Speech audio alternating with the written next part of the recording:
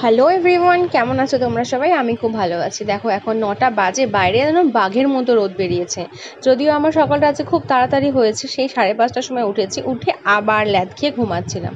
ঘুম থেকে উঠে গেছি এখন, কারণ হচ্ছে মেয়েকে রেডি করে ওকে পাঠাতে হবে আঁকতে। আজকে হলো স্যাটারডে, ওর স্কুল কখনো থাকে কখনো থাকে না। তাহলে আজকে এখন তো সামার ভ্যাকেশন চলছে, তার জন্য স্কুল নেই।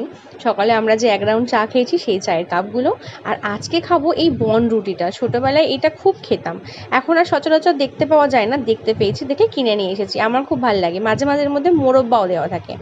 দেখো মেয়ে এখানে ঢং করছে, বললাম এই জামাটা পর, সে না করে গরমের মধ্যে চারটিখানি গায়ে জড়াচ্ছে। আঁকতে যাবে, দেখো এখনো ব্রেকফাস্টটা পর্যন্ত করেনি।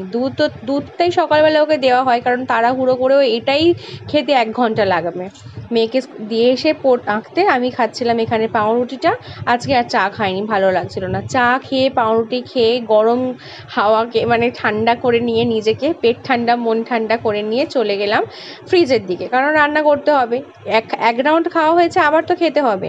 আজকে বানিয়েছিলাম কারি। চলো bye bye, thank you for watching.